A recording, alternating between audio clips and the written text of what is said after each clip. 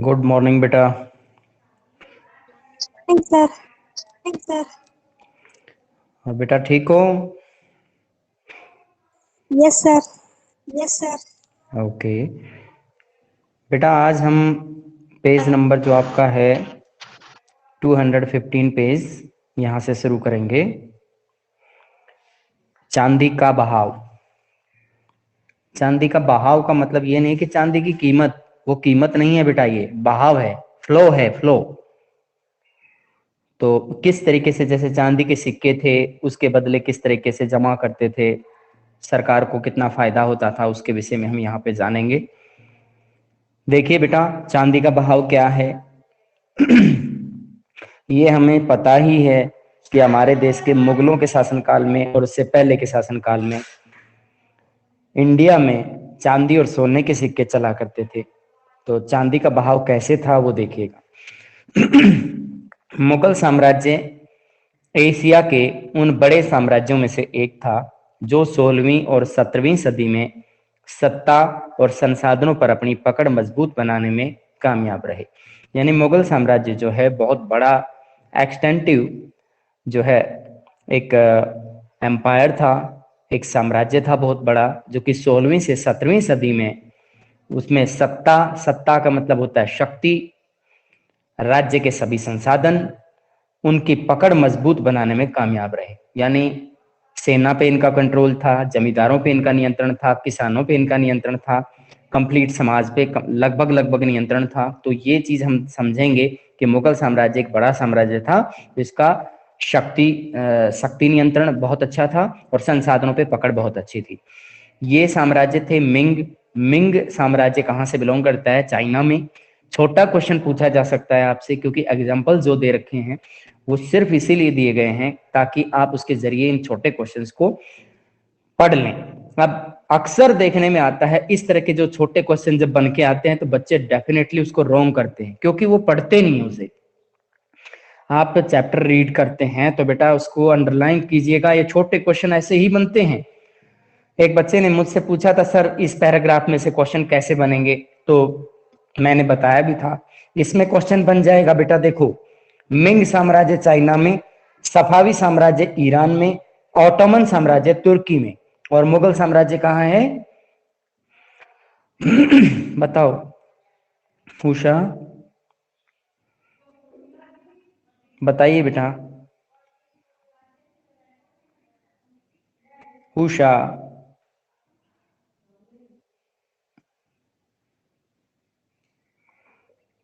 Have you heard my voice?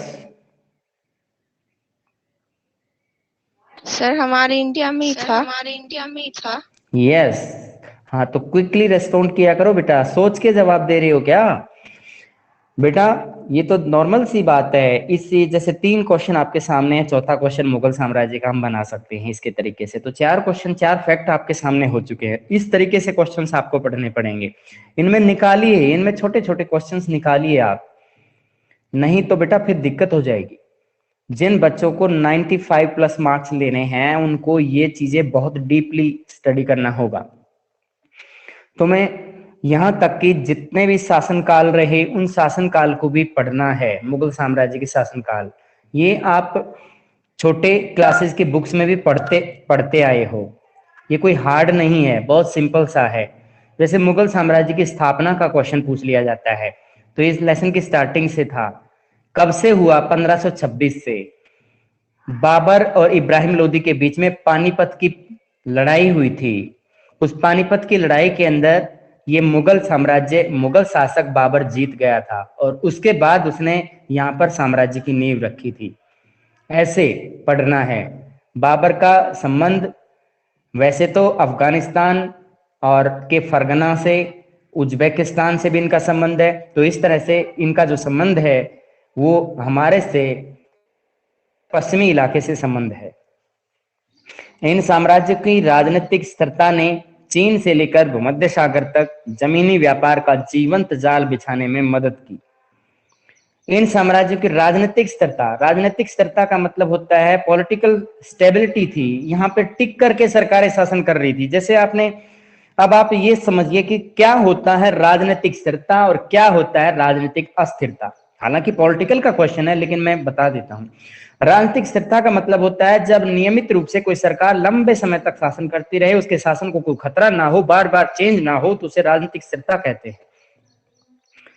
जबकि दूसरी इसकी अस्थिरता क्या होती है कि बार बार सरकारों का गिरना, कि जैसे कि 90 के दशक के अंदर हमारे यहाँ पर बहुत सी सरकारें बनी, गिरी, वो यानी सरकार अल्पमत में सरकार आ जाती है, बार बार चुनाव होते हैं, तो इस तरह की परिस्थिति राजनीतिक होती है। तो यहां पर साम्राज्यों की राजनीतिक स्थिरता थी, ये स्टेबल होकर का शासन कर रहे थे, लंबे समय से शासन कर रहे थे, मजबूती से शासन कर रहे थे। चीन से लेकर भूमध्य सागर तक जमीनी व्यापार का जीवंत जाल बिछाने में मदद की। कहां से लेकर, चाइना से लेकर भूमध्य सागर के रास्ते, ये लोग जमीन से होने वाले व्यापार से जुड़े हुए थे। खोजी यात्राओं से, खोजी यात्रा कैसी होती है, जैसे कि पुर्तगाल के नाविक वास्को डिगामा इंडिया आए, कोलंबस ने अमेरिका की खोज की, तो इस तरह से खोजी यात्री होते हैं। स्पेन और पुर्तगाल के लोग बहुत ही खोजी यात्रियों के इसमें बहुत बड़ा योगदान उनका रहा है। नई दुनिया के खुलने से यूरोप के साथ एशिया के, खासकर भारत के व्यापार में भारी विस्तार हुआ। तो यहां नई दुनिया का खुलना क्या है? नई दुनिया का खुलने का मतलब होता है पहले यूरोप लोग इंडिया को नहीं जानते थे, जब उन्हें पता चला, इसकी खोज हो गई वास्को डिगामा से 1498 ईस्वी में, तब से उन्हें पता लगा कि इंडिया भी कोई देश, इंडिया से उन्होंने व्यापारिक संबंध स्थापित किए। तो इस तरीके से आपको करना है, यूरोप के साथ में एशिया के, खास तौर पर भारत के व्यापार में इस दौरान बहुत ही ज्यादा भारी विस्तार हुआ। इस वजह से भारत के समुद्र पार व्यापार में एक और भौगोलिक विविधता आ गई। हमारा इंडिया जो है भारत से समुद्र से पार दूसरे क्षेत्रों से व्यापार कर रहा था, इसमें भौगोलिक विविधताएं पाई जाती थी, ज्योग्राफिकल, क्लाइमेटिक, उसके अंदर अंतर था। कहीं पर मैदानी भाग ज्यादा है, कहीं पर पर्वतीय भाग ज्यादा है, कहीं पर डेल्टाई क्षेत्र ज्यादा है, कहीं पर समुद्री स्तर जो है बहुत ही ज्यादा बड़ा है। तो इसके अंदर ये चीज हमें समझनी है कि भारत का जो समुद्री व्यापार है वो बहुत ही बड़े पैमाने पे हुआ, और भौगोलिक विविधता आई तो दूसरी ओर कई नई वस्तुओं का व्यापार भी शुरू हो गया। यानी हमारे इंडिया से मसालों का जो व्यापार है बहुत लंबे समय से होता आ रहा है, और ये शुरुआत है यूरोप के साथ में।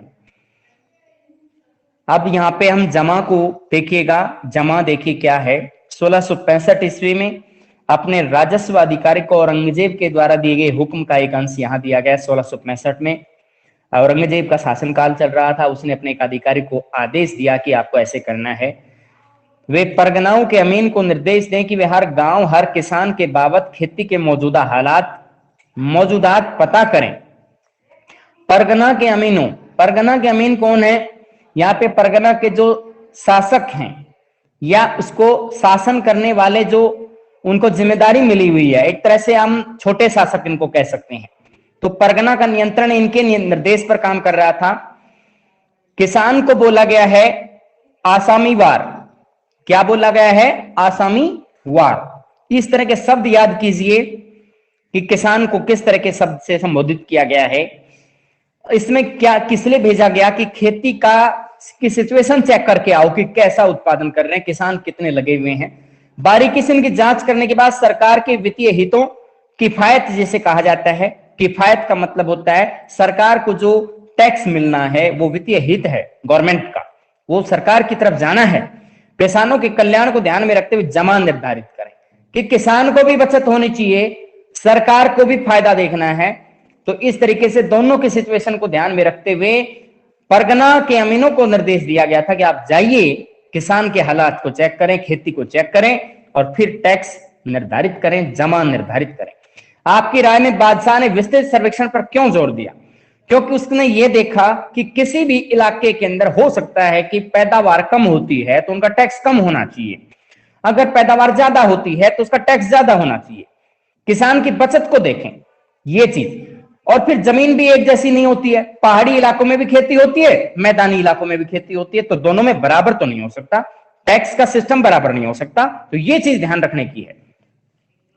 नीचे देखिए बेटा, यहां दो चित्र आपके सामने हैं। अकबर के द्वारा जारी किए गए चांदी के रुपए की दोनों तरफें, यहां उसके दो साइड से चांदी के जो सिल्वर कॉइन्स हैं उनको दिखाया गया है। चौकोर आकृति के अंदर ये बने हुए हैं, दोनों साइड से इस तरह का लिखा हुआ है। अब आगे चलते हैं, इधर भी आप देख सकते हैं औरंगजेब के द्वारा जारी किया गया सिक्का। पहचान कर लीजिए बेटा, अगर चित्र देख करके क्वेश्चन पूछ लिया कि किसका चलाया हुआ सिक्का है, बता नहीं पाओगे। ध्यान से देख लीजिए, चित्रों को ही समझना है, कितना अंतर है इसमें। ये तो है औरंगजेब के समय के शासनकाल, ठीक है बेटा, और ये है अकबर के शासनकाल का। इन दोनों में अंतर है। ये चौकोर आकृति के हैं, मोटा अंतर मैं आपको बता रहा हूं, चौकोर आकृति है ये, और ये गोलाकार आकृति है। समझे बेटा या नहीं आया समझ? बहुत सिंपल सा क्वेश्चन है, ऐसे ही क्वेश्चन पूछे जा सकते हैं बेटा आपसे। तैयारी को इसी तरीके से करें जैसे मैं आपको बताने की कोशिश कर रहा हूं, सीरियसली बेटा। अब आगे चलते हैं। लगातार बढ़ते व्यापार के साथ भारत से निर्यात होने वाली वस्तुओं का भुगतान करने के लिए एशिया में भारी मात्रा में चांदी आई। यानी इंडिया से जो भी वस्तु विदेशों को भेजी जाती थी उसके बदले में इंडिया को चांदी मिली, यानी चांदी के बदले वो सारी चीजें बेची जा रही थी। इससे हमारा इंडिया माला माल हो रहा था, अमीर यहां के लोग समृद्धशाली हो रहे थे। इसीलिए हमारे इंडिया को सोने की चिड़िया के नाम से जाना जाता है। इस चांदी का एक बड़ा हिस्सा भारत की तरफ खिंच गया। पूरे वर्ल्ड लेवल पे जो भी जहां पे चांदी का प्रोडक्शन बहुत ज्यादा हो रहा था, उन सब देशों ने व्यापार के लिए बड़ा हिस्सा भारत को चांदी के रूप में भुगतान कर दिया, कॉइन्स के रूप में। यह भारत के लिए अच्छा था क्योंकि यहां चांदी के प्राकृतिक संसाधन नहीं थे, क्योंकि हमारे पास नेचुरल रिसोर्सेज नहीं थे। याद रखिए, इंडिया के पास सिल्वर के नेचुरल रिसोर्सेज की संख्या इतनी नहीं है। हम देखते हैं अजमेर के पास में एक स्थान है जिस स्थान को नाम हम जेवर के नाम से जानते हैं, वहां चांदी मिलती है। कुछ एक दो स्थान और भी हैं आंध्र प्रदेश वगैरह में, तो इतनी ज्यादा मात्रा में नहीं मिलती जितना कि हमारे देश की जरूरत है। नतीजतन इसका परिणाम यह हुआ, नतीजतन शब्द है परिणाम, 16वीं से 18वीं सदी के बीच भारत में धातु मुद्रा खासकर चांदी के रुपयों की उपलब्धि में अच्छी स्थिरता बनी रही। 16वीं से 18वीं सदी तक भारत के अंदर क्या रहा? भारत में धातु मुद्रा का लेन देन रहा और चांदी के रुपयों के जरिए लेन देन हुआ। चांदी के रुपए देख करके भारत से चीजें खरीदी जाती थी, इसलिए इंडिया में चांदी के रुपए बहुत ज्यादा मात्रा में लोगों के पास उपलब्ध रहे। लोग उनके बदले वस्त्र खरीद सकते थे। इसके साथ ही एक तरफ तो अर्थव्यवस्था में मुद्रा संचार सिक्कों की ढलाई में अभूतपूर्व विस्तार हुआ, दूसरी तरफ मुगल राज्य को नकदी कर उगाने में आसानी हुई। क्या बेनिफिट हुआ इस चीज से? चांदी के प्रवाह से, चांदी का जो प्रवाह है, फ्लो है, वो बढ़ रहा है, इंडिया की तरफ बढ़ रहा है।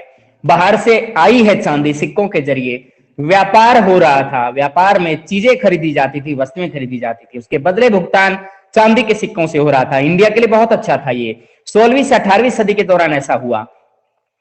यहां अर्थव्यवस्था में मुद्रा संचार था। मुद्रा संचार का मतलब है मुद्रा को एक स्थान से दूसरे स्थान पर भेजना, या उसका चलन जो है मुद्रा संचार कहलाता है।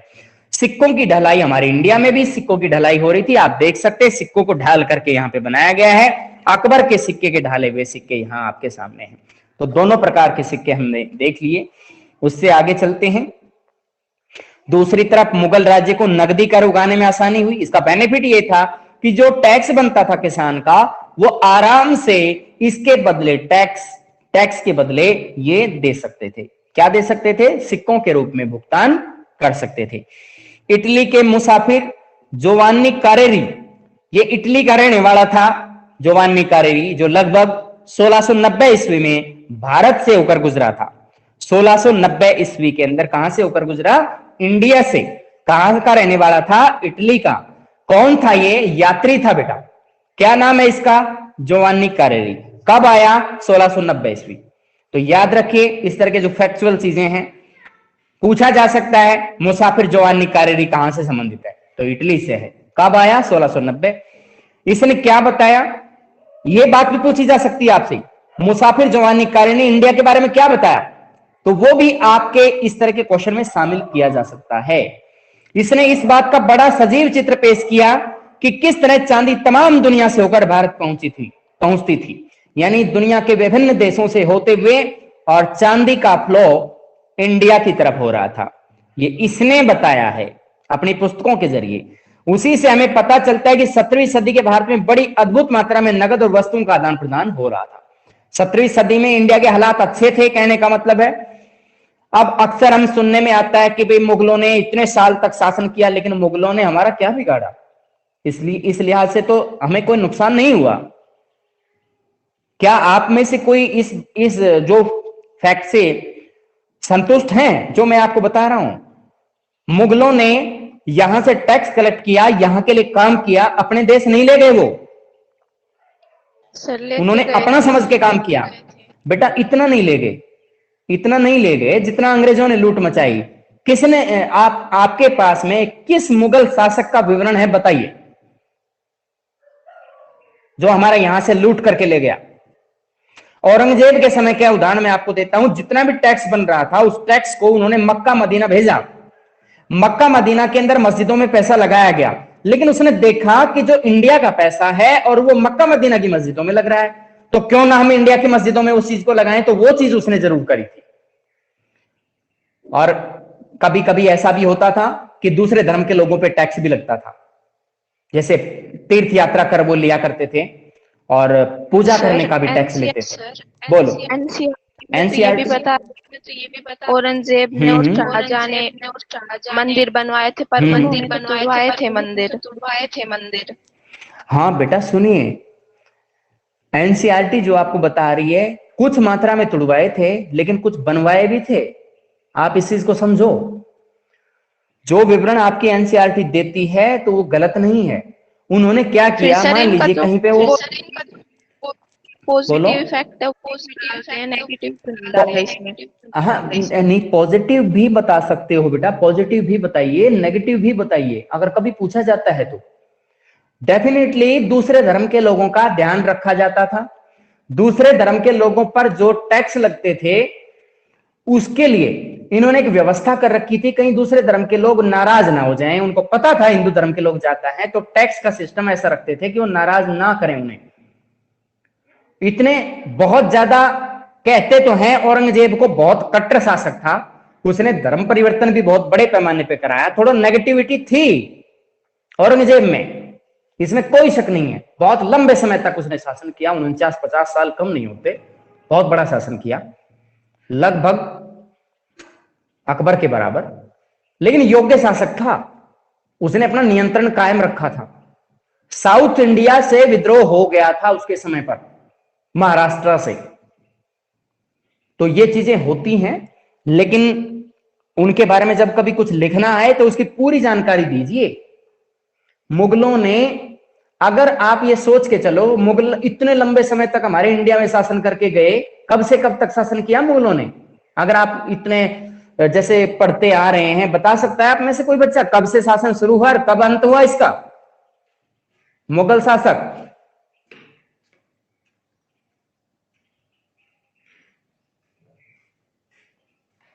नहीं पता? बेटा याद रखिएगा। कब? किसका शासनकाल बताएं सर? मुगल। मुगल का अंत कब हुआ? शासन स्टार्टिंग जो है वो कब हुई? औरंगजेब। बेटा सुनिए, 1526 में इसके शासन की शुरुआत। हाँ सुनिए, 1526 शासन की। नो, आज जाके देखना, आज इसको चेक करना कंफर्म, और अगर आपका जवाब 19 है तो उसके विषय में आप फिर मेरे को बता देना। लेकिन 1526 में से पहले बाबर हमारे इंडिया में नहीं आया, तो उससे पहले शासन कैसे स्थापित कर सकता है? आप सोच के देखिए। 1526 वह तिथि है जब वो इंडिया में आया है, क्या उससे पहले स्थापित कर सकता है साम्राज्य? सोच के देखिए। मुगल साम्राज्य का संस्थापक बाबर है, उससे पहले कोई नहीं आया। अब आप अंदाजा लगा के बताइए, क्या यह सही हो सकता है कि 19 डेट हो? एक बार नेट पे सर्च करके फिर बताना मेरे को। और इसका अंत कब से माना जाएगा? आपका कहना है औरंगजेब का शासन 1707 में अंत हो गया, मुगल साम्राज्य का अंत हो गया। नहीं, इट इज नॉट राइट। कहां पे पढ़ा आपने ये चीज? ये गलत है सर जो बेटा। औरंगजेब था वो लास्ट था। अरे अंतिम महान सम्राट था, अंतिम महान सम्राट 1707 ईस्वी। उसके बाद भी हुए हैं, आपको नाम बताता हूं मैं। मुगल सम्राट शाह आलम द्वितीय, मोहम्मद शाह रंगीला, आपने कभी नाम भी नहीं सुने होंगे। बहादुर शाह प्रथम, बहादुर शाह द्वितीय, जिसको 1857 की क्रांति में नेतृत्व दिया गया था। कौन थे ये? अगर ये मुगल नहीं थे तो फिर कौन थे? 1757 में प्लासी की लड़ाई, 1764 में बक्सर की लड़ाई, मुगल सम्राट को उसमें शामिल किया गया था। शाह आलम द्वितीय को हार गया था युद्ध में। तो शासन कब तक चला? 1757 तो कम से कम मान के चलिए, 1757 या 64 इनमें से। तो इससे पहले तो हो ही नहीं सकता, लंबी अवधि तक चला है। ठीक है बेटा, वो महत्वपूर्ण शासक नहीं थे, रंगीन मिजाज व्यक्ति थे, अपने ऐशो आराम पे ध्यान देते थे। उन्हें कोई मतलब नहीं था शासन प्रॉपर तरीके से चलना चाहिए नहीं चलना चाहिए। उनकी वजह से औरंगजेब के जितने भी उत्तराधिकारी हुए अयोग्य साबित हुए। इसीलिए आपका, जब आपने कभी छोटी क्लासेस में कभी पढ़ा होगा तो आपने औरंगजेब को मान लिया कि ये इसका अंतिम शासक था। नहीं, अंतिम शासक मुगल सम्राट बहादुर शाह जफर द्वितीय है, जो बुजुर्ग था 1857 की क्रांति के समय। आपका डाउट क्लियर हुआ या नहीं, बताओ बेटा? Yes sir, yes sir. हाँ बेटा, इनके इनके फैक्ट्स के हिसाब से काम करो। कोई बात नहीं, आपने जो भी छोटी क्लासेस में पढ़ लिया होगा वो माइंड में रहता है, लेकिन फिर भी क्योंकि वहां पे डिटेल में बताया नहीं जाता, यहां हम आपको डिटेल से बता रहे, इतना फर्क होता है इसमें। यहां किसी बच्चे को कोई प्रॉब्लम है तो पूछ सकता है बेटा। अब फिर आगे बताएं इसमें।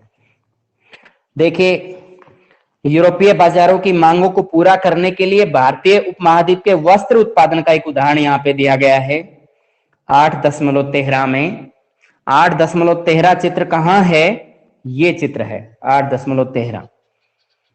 यहां पर भारतीय उपमहाद्वीप में कपड़े का उत्पादन होने लग गया था और वो यूरोपीय बाजार भेजा जाने लग गया था। तो इसका उसका एक चित्र यहां पे है, इस तरह के कपड़े तैयार करते थे। चर्चा कीजिए, पता लगाइए वर्तमान में आपके राज्य में कृषि उत्पादन पर कर लगाए जाते हैं या नहीं। क्या आप बता सकते हैं? क्या आज एग्रीकल्चर टैक्स लिया जाता है आपसे?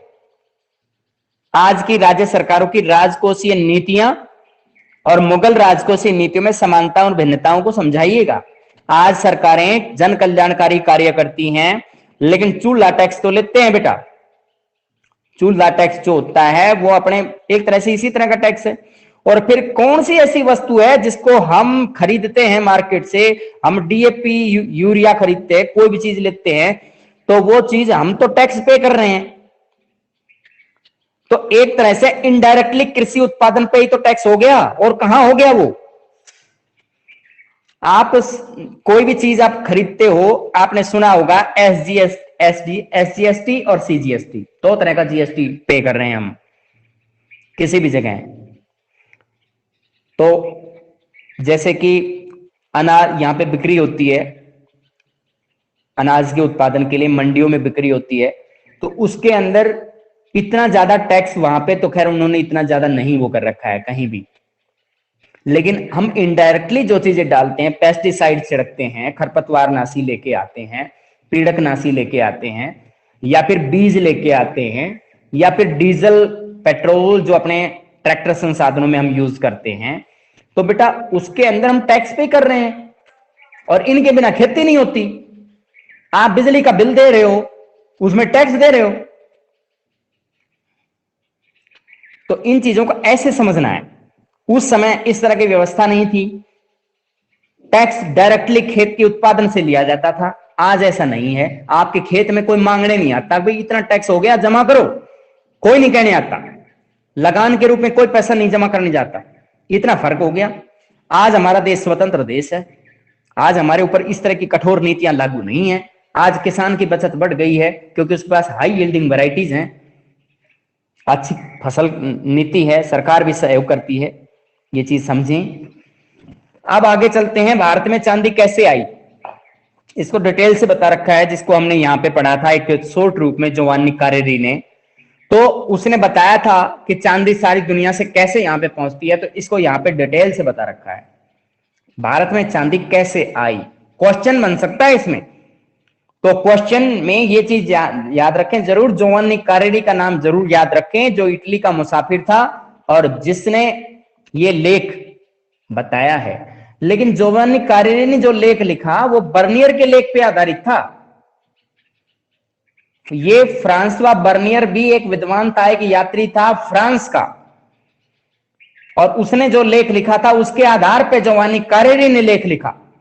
इसके निम्नलिखित अंश हमें पता चलता है कि मुगल साम्राज्य में कितनी भारी मात्रा में बाहर से धन आ रहा था। तो आपको दो बातें ध्यान रखनी है। अगर पूछा जाता है कि किसके लेख पर आधारित है भारत में चांदी का जो फ्लो हुआ, वो किसके लेख पर आधारित है, तो दो नाम तो दोनों का पढ़ रहे हैं हम इसमें, समझे या नहीं समझे।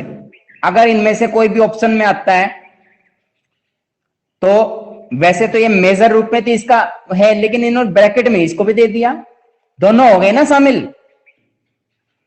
ठीक है ना बेटा, दोनों का विचार था। मुगल साम्राज्य की धन संपत्ति का अंदाजा लगाने के लिए पाठक इस बात पर गौर करें कि दुनिया भर में विचरने वाला सारा सोना चांदी आखिरकार यहीं पहुंच जाता है।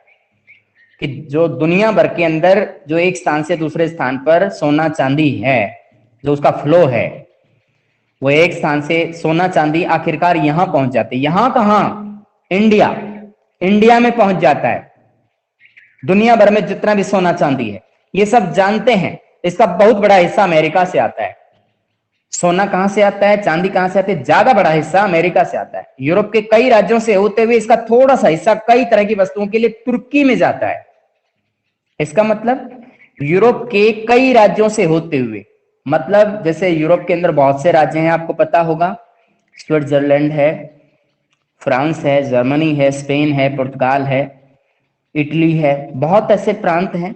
तो उन राज्यों से होता हुआ इसका थोड़ा सा हिस्सा कई तरह की वस्तुओं के लिए तुर्की में चला जाता है। तुर्की कहां है, तुर्की भी आधुनिक टर्की को कहा जाता है, ये वहीं पास में ही है, यूरोप में ही है, तो वहां पे पहुंच जाता है। थोड़ा सा हिस्सा रेशम के लिए सिमरना होते हुए फारस पहुंच जाता है। सिमरना एक क्षेत्र का नाम है मध्य एशिया में।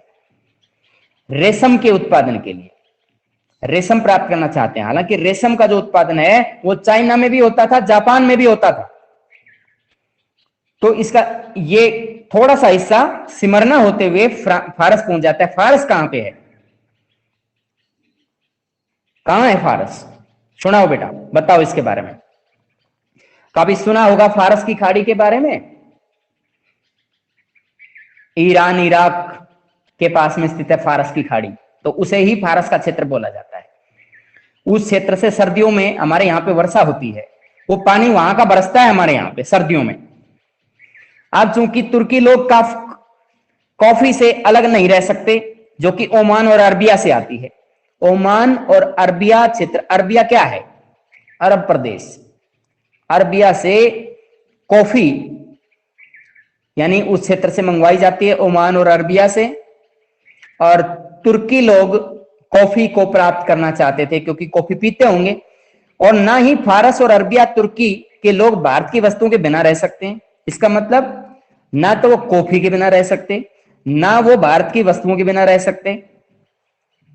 यानी जो फारस के क्षेत्र से जाती हैं, अरब के क्षेत्र से जाती हैं और तुर्की, इन तीनों स्थानों के लोग भारत की वस्तुओं पर डिपेंड करते हैं, फारस, अरबिया और तुर्की। वे मुद्रा की विशाल मात्रा लाल सागर पर बेबल मंडेल के साथ, मंडेल के पास स्थित मोचा भेजते हैं, और इसी तरह से ये मुद्राएं फारस की खाड़ी पर स्थित बसरा भेजते हैं। बाद में ये सारी संपत्ति जहाजों से हिंदुस्तान भेज दी जाती है। हिंदुस्तान किसे कहा गया है, ये हिंदुस्तान यानी इंडिया को बोला गया है।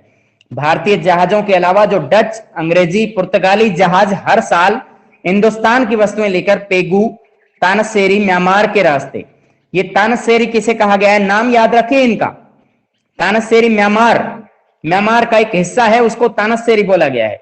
श्याम, जो आधुनिक देश है थाईलैंड, उसको श्याम देश बोला जाता है। सीलोन, जिसका आधुनिक नाम श्रीलंका है। मालदीव के टापू, मोजाम्बिक और अन्य जगह ले जाते हैं।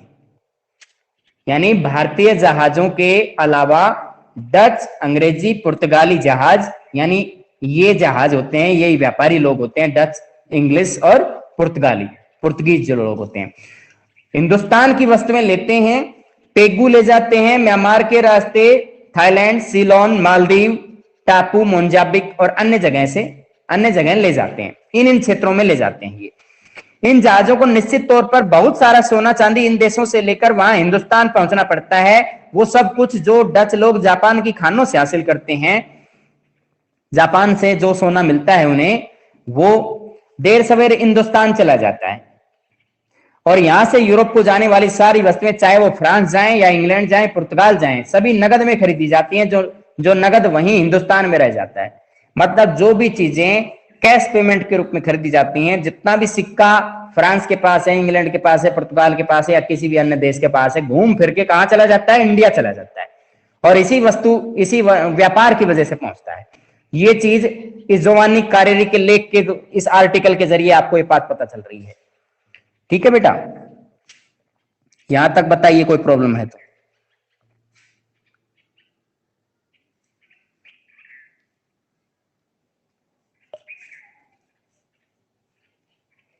हमारे इंडिया में अरेबिका नाम की एक वो मिलती है कॉफी, आपने सुना भी होगा। बहुत ज्यादा मात्रा में अरेबिका की जो किस्म है वो बोई जाती है हमारे इंडिया में।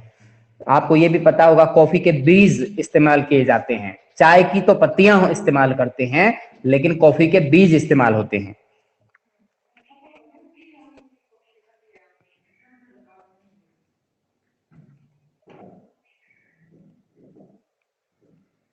किसी को कुछ पूछना है तो पूछ सकते हैं बेटा, आप में से कोई भी।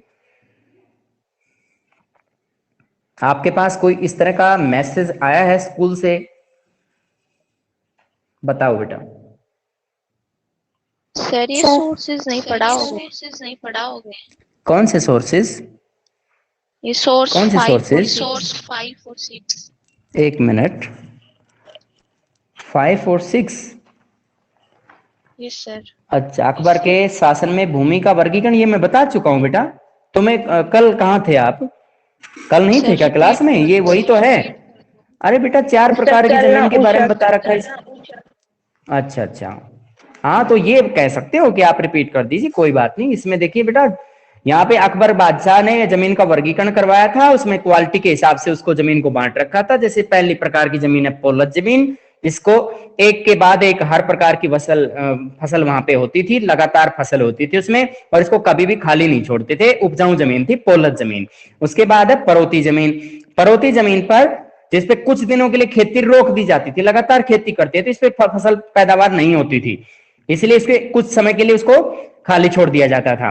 और ताकि क्यों छोड़ा जाता था खाली? ताकि वे खोई हुई ताकत को वापस हासिल कर सके। जो उपजाऊपन खराब हो जाता है, जो जमीन की जो किस्म है उसके अंदर जो कमियां आ जाती हैं, जो बंजर की तरफ वो बढ़ने लगती है, तो उसमें कुछ सुधार आ जाए, इसलिए उसको खाली छोड़ते थे। तीसरी क्वालिटी चचर जमीन।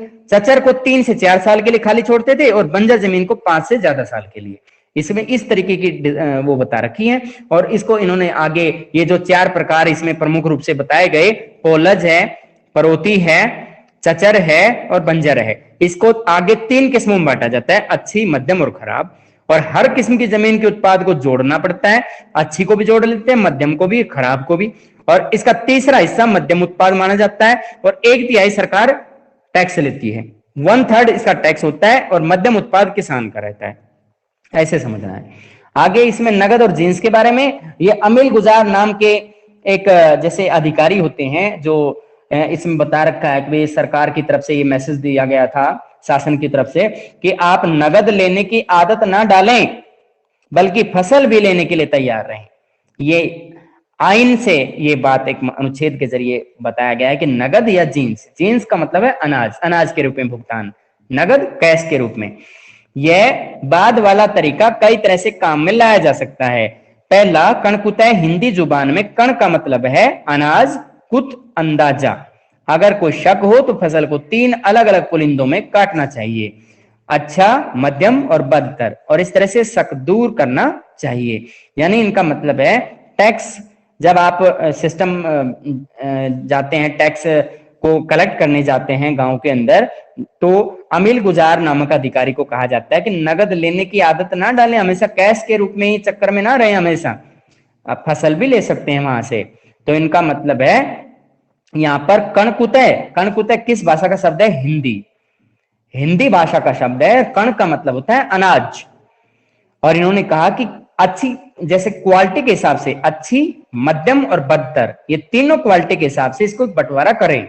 अक्सर अंदाज में किया गया जमीन का आकलन भी पर्याप्त रूप से सही नतीजा देता है। दूसरा, बटाई, जिसे भावली भी कहते हैं। बटाई तरीका कैसा होता है? जिसमें आज भी बटाईदार होते हैं, जो भी उत्पादन होता है, जो खर्चा होता है, वो बांट लेते हैं आपस में, फसल काटकर जमा कर लेते हैं और फिर सभी पक्षों की मौजूदगी में रजामंदी में बंटवारा करते हैं। मान लीजिए 2 पक्षों ने मिलकर खेती की है और बाहुली, बाहुली नाम की खेती की है। बाहुली का मतलब बटाई, बटाई प्रकार की, तो उसमें जितना खर्चा लगा, जितना भी वो साझेदार है, उनमें बराबर बराबर बट जाएगा, ठीक है। लेकिन इसमें कई समझदार निरीक्षकों की जरूरत पड़ती थी, वरना दुष्ट बुद्धि और मक्कार धोखेबाजी की नीयत रखते हैं। यानी कुछ लोग जो हैं दुष्ट होते हैं, मक्कार धोखेबाजी के चक्कर में बने रहते हैं, और हो सकता है कि वो उनकी नीयत में खोट हो और वो किसानों के साथ में धोखा कर सके। तीसरे, खेत बटाई, जब बीज बोने के बाद खेत बांट लेते हैं। इसका मतलब है बीज बोने के बाद और फिर उसके बाद में अलग अलग खेती कर लेते हैं सबकी। चौथे, यहां पर लौंग बटाई, फसल काटने के बाद वे उसका ढेर बना लेते हैं, फिर उसे अपने अपने में बांट लेते हैं और हर पक्ष का अपना हिस्सा घर ले जाता है और उससे मुनाफा कमाता है। यानी जितने भी लोग उससे जुड़ करके खेती करते हैं, तो इस तरीके से कितने प्रकार की बटाई का जिक्र यहाँ पे किया गया, आप देख सकते हैं। यहाँ पे जमीन का आकलन पर्याप्त रूप से सही नतीजा देता है। इसका मतलब है पहली क्वालिटी इन्होंने क्या बताई, इसके 3 डिवीजन बनाने के लिए कहा गया, फसल को 3 अलग अलग पुलिंदों में काटो, इन्होंने ये कहा। इसको कणकुतय नाम दिया गया है। पहली जो क्वालिटी है बटाई की, उसमें कणकुतय बोला है इन्होंने। उसमें अच्छा, मध्यम और बदतर तीनों वैरायटी के इसके अंदर बांटने की बात कही गई है, और जमीन का आकलन अच्छे तरीके से करने पर जोर दिया गया है। और दूसरा टाइप जो है भावली है, जिसमें बटाई जो है फसल काटकर जमा कर लेते हैं। और जो तीसरी बटाई है खेत बटाई है, इसमें बीज बोने के बाद खेत बांटा जाता है। चौथी बटाई के अंदर लौंग बटाई जिसे कहा जाता है, उसमें फसल काटने के बाद उसका ढेर बनाते हैं, जितने भी साझेदार लोग होते हैं वो अपना उसमें बांट लेते हैं। तो इस तरीके से आप इसमें काम करेंगे। राजस्व निर्धारण व वसूली को हरेक प्रकार प्रणाली में खेतीहरों पर क्या फर्क पड़ता होगा? डेफिनेटली, अगर राजस्व निर्धारण अनुचित होगा तो किसानों की बचत कम हो जाएगी, अगर उचित होगा तो उनकी बचत बढ़ जाएगी। ये डेफिनेटली किसानों पे फर्क डालता है। अगर टैक्स बहुत ज्यादा करेगा तो लोग, किसान खेती छोड़ करके जंगलों की तरफ भाग जाएंगे, जैसा कि होता था।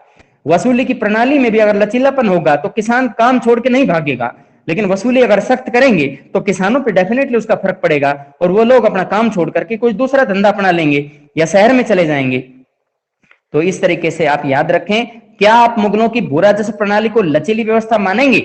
क्या ये कोई लचीली व्यवस्था थी या कठोर व्यवस्था थी, इसके बारे में, क्योंकि मुगलों के अंदर कहीं कहीं पर तो देखने में आता है कि थोड़ा बहुत लचीलापन भी था, लेकिन ज्यादातर सख्ती देखने को मिली गई। ये एक कमी के तौर पे, नेगेटिव पॉइंट के तौर पे हम इसका इस्तेमाल कर सकते हैं।